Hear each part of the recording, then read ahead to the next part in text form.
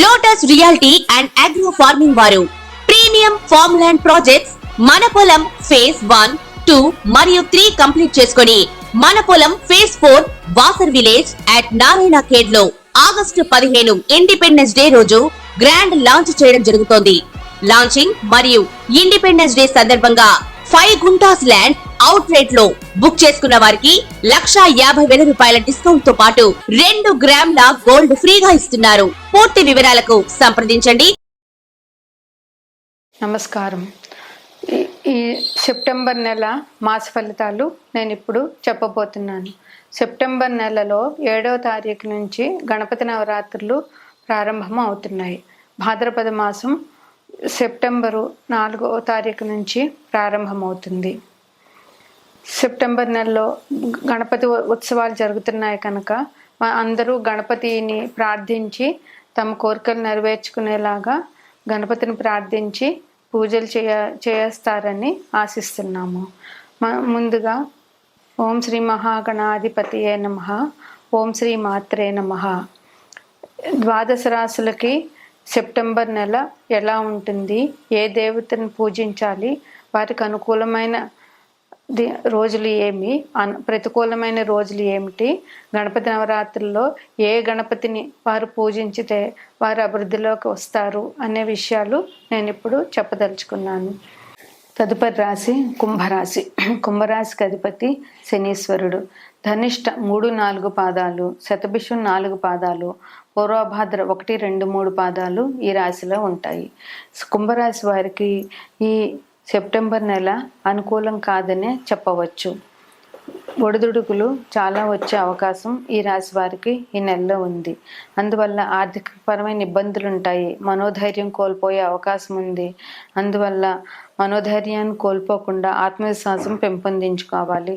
తమకు తామే ధైర్యం చెప్పుకుంటూ వచ్చిన కష్టాన్ని ఎదుర్కోవాలి.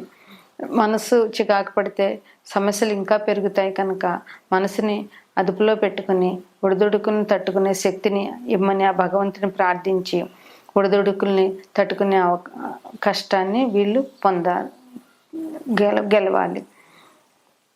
మనోధైర్యం కోల్పోవడం వల్లే వీరికి కొన్ని ఇబ్బందులు ఎదుర్కొనే అవకాశం ఉంది. అందువల్ల మనోధైర్యాన్ని కోల్పోకుండా తమకి తామే ధైర్యం చెప్పుకుంటూ ముందుకు వెళ్లాల్సిన అవసరం ఈ రాశి వారికి ఎంతైనా ఉంది. వీరికి ఏదైనా ఒక వస్తువు కొనాలన్నా ఇబ్బంది, ఒక వస్తువు అమ్మాలన్నా ఇబ్బంది. అందువల్ల ఏదైనా వస్తువు కొనాలనుకున్నప్పుడు 4 చోట్ల ఎంక్వైరీ చేసుకుని ఎక్కడ కరెక్ట్ అయిన వస్తువుని కరెక్ట్ ప్రైస్లో కొనడం వీరికి చాలా అవసరం. అనవసరమైన తక్కువ వస్తువుకి ఎక్కువ సొమ్ము చెల్లించి వస్తువులు కొనడం వల్ల వీరికి ఇబ్బందులు ఎదురవుతాయి. అందువల్ల ఏదైనా వస్తువు కొనాలనుకున్నా జాగ్రత్తగా ఆచితూచి ఆలోచించవలసిన అవసరం ఉంది. అట్లాగే ఒక వస్తువు అమ్మాలనుకున్నా కూడా వీరు 4 చోట్ల ఎంక్వైరీ చేసుకుని దాని మార్కెట్ రేట్ ఎంత ఉందో చూసుకుని దాన్ని బట్టి వీరు అమ్మడం అన్నది చేస్తే వీరు నష్టపోకుండా ఉంటారు. బయట వాళ్ళతో ఈ రాశి వారికి ఇబ్బందులు ఎక్కువగా ఉన్నందువల్ల బయట వాళ్ళతో వ్యవహరించేటప్పుడు చాలా జాగ్రత్తగా ఉండవలసిన అవసరం ఎంతైనా ఉంది. ఆచితూచి మాట్లాడడము, అవసరమైన చోట మౌనం వహించడము ఈ రాశి వారికి చాలా అవసరం. అట్లాగే ప్రయాణాల్లో చాలా జాగ్రత్తలు తీసుకోవాల్సిన అవసరం చాలా ఉంది. ప్రయాణాల్లో మౌనం వహించడము, సాధ్యమైనంత వరకు మౌనవ్రతం పాటించడం ఈ రాశి వారికి చాలా మేలు చేస్తుందని చెప్పవచ్చు. భార్యాభర్తల మధ్య అన్యోన్యత ఉంటుంది.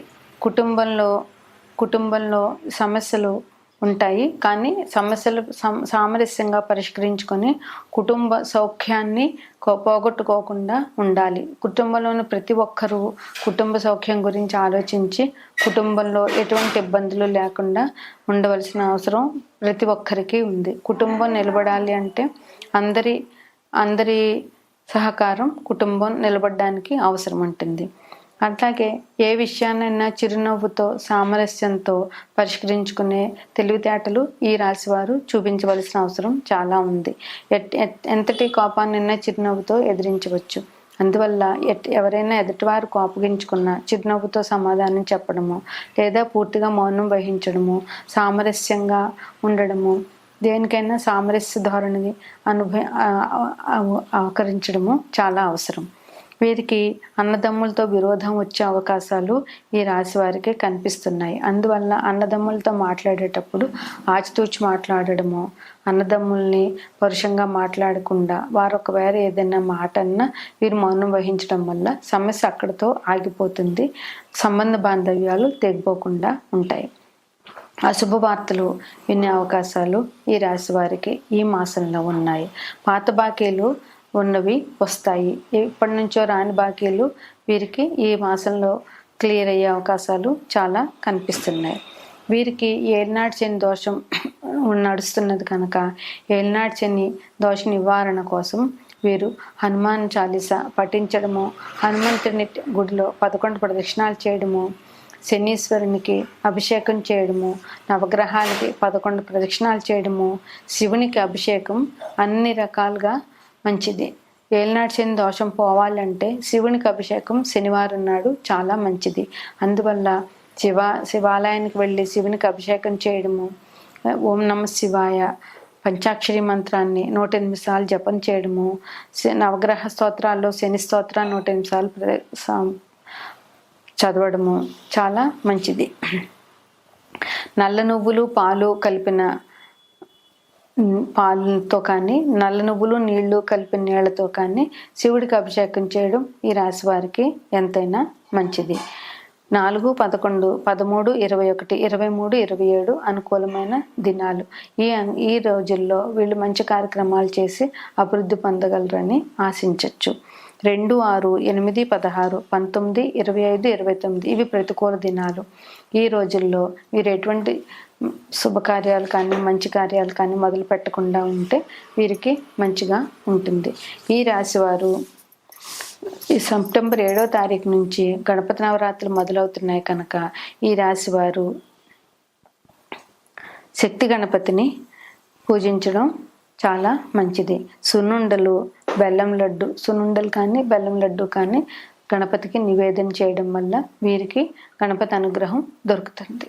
మనకి శ్రావణ మాసం వెళ్ళిపోయేది. భాద్రపద మాసం సెప్టెంబర్ 4వ తారీఖు నుంచి మొదలవుతుంది. సెప్టెంబర్ 7వ తారీఖు నుంచి గణపతి నవరాత్రులు ప్రారంభం అవుతాయి. తెలుగు మాసాలలో 7వ మాసం భాద్రపద మాసం. ఈ భాద్రపద మాసం అనగానే మనకి గుర్తొచ్చేది 2 విషయాలు. 1 గణపతి నవరాత్రులు, 2 మహాలయ పక్షాలు. గణపతి నవరాత్రులు అన్ని కులమత వర్ణభేదం లేకుండా అందరూ గణపతి నవరాత్రులు చేస్తారు. అది ఎవరింట్లో వారు. కొన్ని పండుగలు ఇప్పుడు సంక్రాంతి, దీపావళి ఇట్లాంటివి ఎవరింట్లో వాళ్ళు చేసుకుంటారు. అయితే గణపతి నవరాత్రులు ఒకటి, దేవి నవరాత్రులు ఒకటి ఎవరింట్లో వాళ్ళు చేసుకుంటూ మళ్ళీ వారి కాలనీలో వారి దగ్గర కొంతమంది కుటుంబ సభ్యులు కలిసి విగ్రహాన్ని నిలుపుకొని పూజలు చేస్తారు. ఇది చాలా సంతోషకరమైన విషయం. ఇట్లాగా పందిట్లో గణపతిని నిలిపి పూజ చేయడం వల్ల ఆ కాలనీ వాసులందరికీ కూడా సుఖ సౌఖ్యాలు లభిస్తాయని అందరి విశ్వాసం. అంతేకాకుండా మన కోసం మనం చేయడం కంటే ఇలాగ 10 మంది కలిసి చేసుకోవడం వల్ల మన సుఖంతో పాటు 10 మంది అభివృద్ధిని, మన కాలనీ అభివృద్ధిని, కాలనీలో ఉన్న జనాలందరికీ సుఖ సంతోషాలు కలగాలని పూజించడం వల్ల అది అందరికీ చాలా మంచి జరుగుతుంది. ఎప్పుడూ కూడా పూజ చేసేటప్పుడు మనం చెప్పవలసింది ఏంటంటే మన సుఖం మనదే కాకుండా లోక సమస్త సుఖినో భవంతు అని చెప్పాలి. ఎందుకంటే లోకంలో జనులందరూ సుఖంగా ఉండాలి. మన ఇరుగు పొరుగు సుఖంగా ఉంటేనే మనం సుఖంగా ఉండగలుగుతాం. ఇరుగు పొరుగు కష్టపడుతూ ఉంటే వారి సహాయ సహకారాలు లేకపోతే ఏ వ్యక్తి కూడా ఏమీ చేయలేడు. అందువల్ల ఇట్లా పండుగలు ఇలాగ 10 మందితో చేసుకోవడం అన్నది చాలా మంచిది. అదే ఇక్కడ వర్ణ భేదాలు ఏమీ లేవు. అన్ని వర్ణాల వారు కలిసి పండుగ చేసుకుంటారు. అలాగే అన్ని వర్ణాల వారు తమకు తోచిన ప్రసాదాలు తీసుకొచ్చి గణపతికి నివేదన చేసి పూజ అయినాక పరస్పరం ఒకరికొకరు అందరూ ఆ ప్రసాదాన్ని తీసుకుంటారు. అందువల్ల అందరికీ సహకారం ఉంటుంది, ఒకరి మీద ఒకరికి అభిమానం పెరుగుతుంది. ఇలా చేసుకోవడం వల్ల ఆ కాలనీ అభివృద్ధి కూడా చెందుతుంది. అలాగే గణపతి పూజలో ముఖ్యమైనది ఏంటంటే గణపతి శుద్ధ చవితి రోజుని గణపతి పూజ చేస్తారు. ముందుగా గణపతి విగ్రహాన్ని తీసుకొచ్చి గణపతికి పందిరి వేసి వీలైనంతలో పందిరి వేసి పూజ చేస్తారు. గణపతి మామూలుగా ముందు పసుపు గణపతిని పూజించాలి, తరువాత విగ్రహానికి పూజ చేయాలి. గణపతి పూజలో ముఖ్యమైనది పత్రి పూజ. పత్రి పూజ అంటే అసలు వర్షాకాలంలో ఎండాకాలం వెళ్ళిపోయి వర్షాకాలం వస్తే ప్రజలందరికీ కూడా ఆరోగ్యపరమైన ఇబ్బందులు చాలా ఎదుర్కోవాల్సి వస్తుంది. అందువల్ల ఈ పత్రి పూజలో అన్ని పత్రులు, మనం గణపతికి చూసే పూజ పత్రులన్నీ కూడా ఆరోగ్యానికి సంబంధించినవే. అందువల్ల ఈ పత్రి పూజ చేయడం వల్ల ప్రజలందరికీ ఆరోగ్యం రావాలి అనేదే గణపతి ఉద్దేశం. అందువల్లే ఈ పత్రి పూజని గణపతికి చేస్తారు. అట్లాగే పత్రి పూజ అయినాక గరిక పూజ. గణపతికి గరిక పూజ చాలా విశేషం. రోజు ఇంట్లో గణపతికి గరికతో పూజించినా కూడా చాలా విశేషమైన ఫలితాలు పొందుతారు. అందువల్ల గరిక పూజ గణపతికి చాలా ముఖ్యమైనది. అట్లాగే పందిట్లో గణపతిని ప్రతిష్ఠించినప్పుడు అది 5 రోజులు, కొంతమంది మన శక్తి కొలది 5 రోజులు, కొంతమంది 7 రోజులు, 9 రోజులు, 11వ రోజు, అన్ని రోజులు ఉంచుతారు గణపతికి. ఈ అన్ని రోజులు కూడా ఉదయం సాయంత్రం గణపతికి పూజ చేసి తగిన వాళ్ళకి శక్తి అనుసారం గణపతికి నివేదన చేస్తారు. 11వ రోజున గణపతి నిమజ్జనానికి గణపతి నిమజ్జనానికి వెళ్ళేటప్పుడు శక్తి కొలది అన్నదానం చేస్తారు. దానివల్ల పేద బిక్కి ఏమి ఇంట్లో పూజ చేసుకోలేని వాళ్ళు, అనాథలు, ఇట్లాంటి వాళ్ళందరూ కూడా ఈ పందిట్లోకి వచ్చి గణపతిని చూసుకుని గణపతి ప్రసాదం అన్నదానం తిని వాళ్ళు సుఖంగా ఉంటారు. 10 మందికి అన్నదానం చేసినందువల్ల ఆ కాలనీ వాసులందరికీ కూడా అభివృద్ధి ఉంటుంది. అన్నదానం మించిన దానం ప్రపంచంలో లేదు. అందువల్ల అన్నదానం చేయడం అన్నది అనాదిగా వస్తున్న ఆచారం. అన్నదానం చేసి గణపతిని తీసుకెళ్ళి నీటిలో కలిపేస్తారు. అది ఈ గణపతి విశిష్ట పూజ. అట్లాగే అందరూ పందిట్లో 7 రోజులు, ఎన్ని రోజులు గణపతిని ఉంచితే అన్ని రోజులు సాంస్కృతిక కార్యక్రమాలు చేస్తారు. పూర్వం అయితే బుర్రకథలని, హరికథలని, ఇట్లాంటివి నాటకాలు ఇట్లాంటివన్నీ చేసేవారు. ఇప్పుడు బుర్రకథలు, హరికథలు ఎవరు వినటం లేదు. చెప్పేవాళ్ళు ఉన్నా వినేవాళ్ళు ఎవరు లేరు ఈ రోజుల్లో. సాంస్కృతిక కార్యక్రమాలు, కాలనీలో పిల్లలకి పాటల పోటీలు పెట్టడము, లేదా ఇట్లా విష్ణు సహస్రనామాలు చదివించడము, భగవద్గీత చదివించడం, ఇట్లాంటివి చేయడం, లలితా పారాయణం ఇట్లాంటివన్నీ చేసి సాధ్యమైనంత వరకు పాటలు పాడించి ఇట్లా గణపతి సాంస్కృతిక కార్యక్రమాలు జరుపుతారు. అన్నదానాలు, ఈ 10 రోజులు అందరూ కాలనీ నివాసులు అందరూ ఒక చోట గుమ్ముకూడి ఆనందంగా వినోదంగా గడుపుతారు. గణపతికి ఈ 12 రాశుల వారు, మన జ్యోతిష్యంలో 12 రాశులు ఉన్నాయి. అవి వరుసగా మేషం, వృషభం, మిథునం, కర్కాటకం, సింహం, కన్య, తుల, వృశ్చికం, ధనస్సు, మకరం, కుంభం, మీనం. ఈ 12 రాశుల వారు ఏ రాశి వారు ఏ గణపతిని పూజించాలి, ఏ రాశి వారు ఏ రకమైన నివేదన చేయాలి అనేది చూస్తే, మేషరాశి వారు ఎరుపు రంగు వక్రతుండ గణపతిని పూజించాలి. వీరు శనగపిండి, బెల్లంతో చేసిన శనగపిండి లడ్డూని నైవేద్యం చేయాలి. 2వ రాశి వృషభ రాశి. వీరు సిద్ధి వినాయకుడిని, నీలిరంగు సిద్ధి వినాయకుడిని పూజించాలి. వీరు కొబ్బరి లడ్డూని, చక్కెరతో చేసిన కొబ్బరి లడ్డూని నివేదన చేయాలి.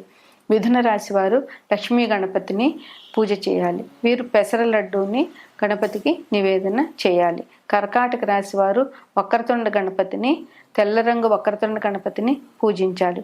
వీరు పాలతో చేసిన అన్నం పాయసం గణపతికి నివేదన చేయాలి.